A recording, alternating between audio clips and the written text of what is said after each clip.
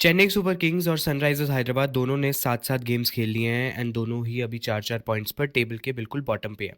दोनों को क्वालीफाई करने के लिए, अपने हाथ में क्वालिफिकेशन रखने के लिए एटलीस्ट 6 गेम्स जीतने होंगे नेक्स्ट 7 में से, या फिर 5 गेम्स जीतकर नेट रन रेट पे बात आ जाएगी। Will they be able to qualify और not? Let's break it down. But before I go into that, next week onwards मैं एक 18 डेज की सीरीज शुरू कर रहा हूँ जहाँ पे I will be bringing some unheard stories from IPL के 17 seasons, so do follow so that you get to know. Now coming to the first team, let's start with Sunrisers Hyderabad. Sunrisers Hyderabad ने 7 में से 2 ही गेम्स जीते हैं अभी तक, और अभी तक उन्होंने अपने घर पे 4 गेम्स खेले हैं और बाहर जाकर 3 गेम्स खेले हैं।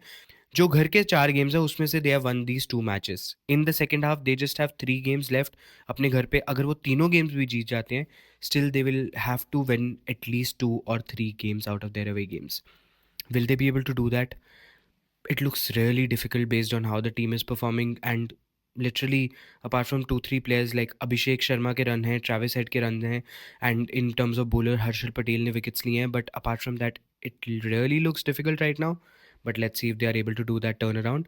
Coming to Chennai super Kings का भी हाल सेम है। 7 में से 2 मैचेस जीतकर टेबल के बिल्कुल नीचे हैं, एंड ऋतुराज की इंजरी ने उनको हेल्प तो नहीं किया है किसी भी तरीके से। अभी तक चेन्नई ने 7 में से 4 गेम्स खेले हैं घर पर, और उसमें से सिर्फ 1 गेम जीते हैं। लास्ट ईयर तक चेन्नई का अपना home ground used to be their fortress, and this year everybody is coming and breaching that. 3 games और बचे हैं होम ग्राउंड पे, जो if they are able to turn that around and win from there, that will be great.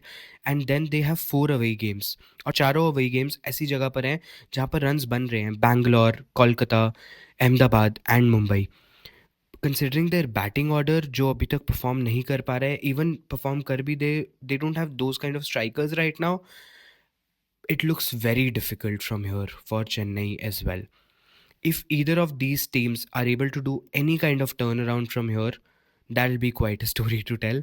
But personally मुझे नहीं लगता कि इनमें से कोई भी टीम क्वालिफाई कर पाएगी टॉप 4 में।